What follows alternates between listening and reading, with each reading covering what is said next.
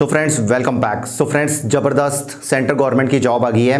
अगर आप 10th पास हैं और पैरामिलिट्री फोर्सेस में जैसे बीएसएफ सीआईएसएफ में जॉब करना चाहते हैं तो ये जॉब आपके लिए है। तो सारी डिटेल्स जानते हैं, कैसे अप्लाई करना है, क्या एज है, क्या एलिजिबिलिटी क्राइटेरिया है, एग्जाम में क्या क्या आएगा, सारी डिटेल इन्फॉर्मेशन आपको इस वीडियो में आपको मिलेगी। तो चलिए शुरू करते हैं। आप जल्दी से सब्सक्राइब कर लीजिएगा। अगर आप career related job related updates चाहते हो तो सब्सक्राइब बेल बटन ऑन कर लीजिएगा।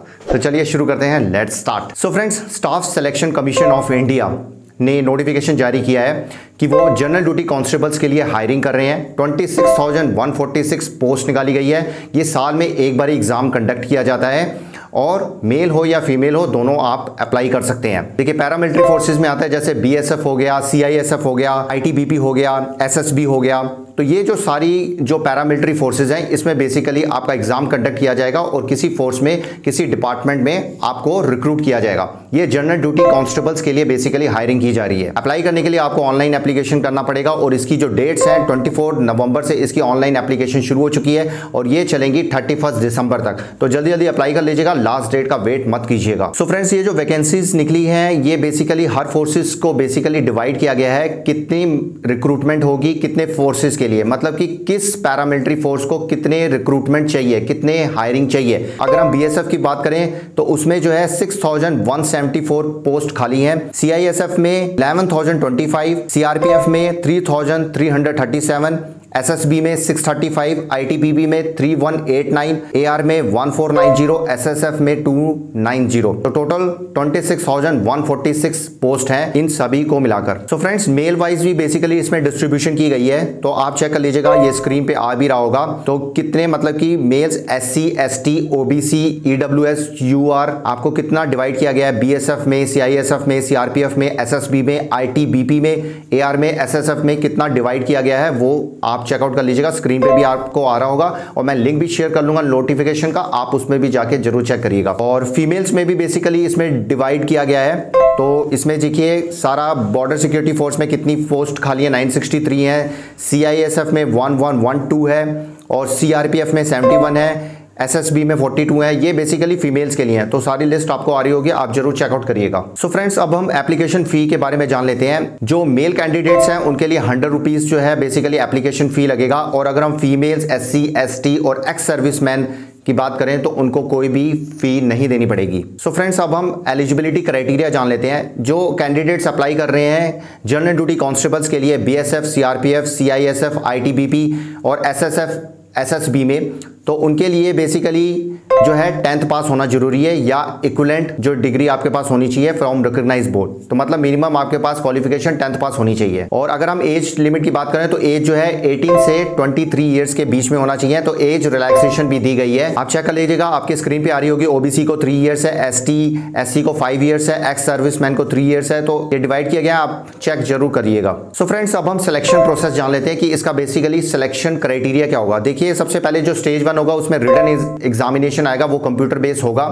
स्टेज 2 में जो है फिजिकल एफिशिएंसी टेस्ट होगा और स्टेज 3 में फिजिकल स्टैंडर्ड टेस्ट होगा और स्टेज 4 में मेडिकल टेस्ट होगा। मेडिकल टेस्ट होने के बाद शॉर्टलिस्ट किए जाएंगे कैंडिडेट्स को और उसके बाद आपको बुलाया जाएगा डॉक्यूमेंट वेरिफिकेशन के लिए और उसके बाद आपकी रिक्रूटमेंट हो जाएगी। सो फ्रेंड्स, इसका जो अब हम जान लेते हैं एग्जाम पैटर्न क्या होगा, कौन कौन से बेसिकली पेपर्स आएंगे, कौन कौन से क्वेश्चन आएंगे, उसके बारे में हम जान लेते हैं। तो बेसिकली देखिए 160 मार्क्स का जो है पेपर होगा, 80 क्वेश्चंस होंगे। ये कंप्यूटर बेस्ड बेसिकली आपका पेपर कंडक्ट किया जाएगा। तो इसको 4 सेक्शन में आपको डिवाइड किया गया है। जैसे पार्ट ए में जनरल इंटेलिजेंस एंड रीजनिंग आएगा और बी में general knowledge and general awareness से रिलेटेड क्वेश्चन पूछे जाएंगे। सी में एलिमेंट्री मैथमेटिक्स आएगा। जो मैथमेटिक्स होगा वो 10th से रिलेटेड ही आपका मैथ्स होगा। इंग्लिश या हिंदी से रिलेटेड आपको क्वेश्चन पूछे जाएंगे। तो ज्यादा उसमें टफ पेपर नहीं होता है, तो उसमें डरने वाली कोई भी बात नहीं है। अगर आपने 10th रिलेटेड आपने क्वेश्चन पेपर किए होंगे, 10th रिलेटेड आपके पास नॉलेज होगी तो आप डेफिनेटली ये पेपर क्लियर कर लोगे। बस थोड़ा सा और ज़्यादा तैयारी करके जाइएगा, आराम से पेपर आपका क्लियर हो जाएगा। इससे रिलेटेड बुक्स होंगी, वो बुक्स आप पढ़ सकते हो, बुक्स रेफर कर सकते हो और रेफर जरूर करके जाइएगा। प्रीवियस जो क्वेश्चंस पेपर्स हैं उनको भी रेफर कर लीजिएगा, उससे बहुत मदद मिलेगी और आप आराम से जो पेपर क्लियर कर पाएंगे। ठीक है, 80 क्वेश्चंस होंगे 160 मार्क्स का पेपर होगा और 60 मिनट्स का ये पेपर होगा, सिर्फ 1 घंटे का पेपर होगा। उसके बाद आएगा फिजिकल एफिशिएंसी टेस्ट, जो बेसिकली आपको बेसिकली रेस कराई जाएगी। तो रेस में देखा जाएगा कि 5 किलोमीटर आपको कंप्लीट करना है 24 मिनट्स में, ऐसे समथिंग, मतलब कि आपसे फिजिकल एफिशिएंसी टेस्ट आपसे कराया जाएगा। तो दौड़ के आपको जो है वो टेस्ट क्लियर करना पड़ेगा, वो आपकी फिजिकल एफिशिएंसी को चेक करेंगे। उसके बाद फिजिकल स्टैंडर्ड टेस्ट होगा, उसमें बेसिकली चेस्ट देखा जाएगा, हाइट कितनी है आपकी, जो है चेस्ट कितना है, वो सब जो है स्टैंडर्ड्स रखे गए हैं, वो स्टैंडर्ड्स आपको मीट करने पड़ेंगे, तभी आपकी जो है बेसिकली आगे आपकी हायरिंग हो पाएगी। थोड़ा सा सिलेबस के बारे में भी जान लेते हैं। सिलेबस जो बेसिकली होगा, देखिए अगर हम इंग्लिश और हिंदी की बात करें तो comprehensive writing, sentence formation, synonym, इससे रिलेटेड बेसिकली आएगा। जनरल अवेयरनेस की बात करें तो important dates, culture, geography, economy से रिलेटेड जितना भी मतलब कि हमारा इंडिया में जनरल नॉलेज से रिलेटेड जो क्वेश्चंस होंगे वो पूछे जाएंगे। करंट अफेयर्स आप जरूर पढ़ के जाइएगा। एलिमेंट्री मैथमेटिक्स से जो है basically number system, percentages, averages, ratio and proportion, interest, profit and loss, ये सब 10th स्टैंडर्ड से रिलेटेड ही होगा। जनरल इंटेलिजेंस एंड रीजनिंग का होगा, तो इसमें observation, visual memory, mathematical reasoning भी उसमें आएगी, verbal reasoning, non verbal reasoning, coding and decoding, इससे रिलेटेड आएगा। तो आप प्रीवियस पेपर जरूर कर लीजिएगा। अगर आपने कभी भी ये पेपर नहीं दिया तो प्लीज जरूर उनके प्रीवियस पेपर्स को जरूर चेकआउट करिएगा। मैं आपसे बुक्स भी शेयर कर लूंगा, तो आप लिंक्स जाके उस बुक्स को भी चेकआउट कर सकते हैं। तो फ्रेंड्स, अगर हम सैलरी की बात करें तो जो सैलरी जो स्टार्टिंग है 21,700 से लेकर 69,100 तक का होगा, वो फोर्स पे डिपेंड करेगा किस फोर्स में जा रहे हो। तो हर फोर्स के बेसिकली अलग अलग पे स्केल होंगी। तो बस स्टार्टिंग आपकी 21,000 से लेके अप्रॉक्सीमेटली 69,000 तक का होगा। जितने भी अलाउंसेस होते हैं, हाउसिंग अलाउंस हो गया या ट्रैवलिंग अलाउंस हो गया, वो सब आपको दिया जाएगा। तो फ्रेंड्स, मैं आपको दिखा भी देता हूँ कैसे अप्लाई करना है, तो कहाँ से नोटिफिकेशन भी निकालना है वो भी मैं आपको दिखा देता हूँ उनकी वेबसाइट पे जाके। तो चलिए स्क्रीन पे चलते हैं और जानते हैं डिटेल इन्फॉर्मेशन। सो फ्रेंड्स, हम ये स्टाफ सिलेक्शन कमीशन की वेबसाइट पे आ गए हैं, ssc.nic.in। तो ये जो वेबसाइट है, इसमें देखिए यहाँ पे 24 नवंबर का जो है ये नोटिफिकेशन है, ये दिया हुआ है। इस पर क्लिक करेंगे तो आप, तो ये सारा नोटिफिकेशन आपको आ जाएगा। तो इसको जरूर पढ़ लीजिएगा, ये नोटिफिकेशन को, ये बहुत जरूरी है। सारी डिटेल इन्फॉर्मेशन आपको दी हुई है, और अगर कोई डाउट आता है तो आप मुझे कमेंट सेक्शन में पूछ सकते हैं। ये होगा नोटिफिकेशन का, और आपने पहले जो है रजिस्टर करना है। अगर आपने पहले रजिस्टर नहीं किया हुआ है, अगर आपने पहले एक बार किया हुआ है तो फिर करने की जरूरत नहीं है। आपने सीधा लॉगिन करना है और इस फॉर्म को फिलअप करना है।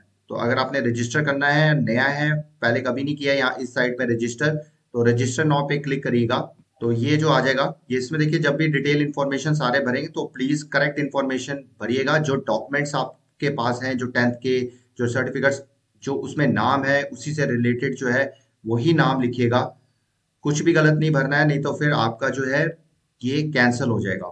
तो ये सारी इन्फॉर्मेशन आपको भरनी पड़ेगी। आधार कार्ड है तो आधार कार्ड नंबर सारा देना पड़ेगा, verified name, father's name, mother's name, date of birth, education, ये सब भर के आपने सेव कर देना है। तो आपका रजिस्ट्रेशन आपका हो जाएगा, और ईमेल आईडी पे आपको जो है लॉगिन और पासवर्ड आ जाएगा।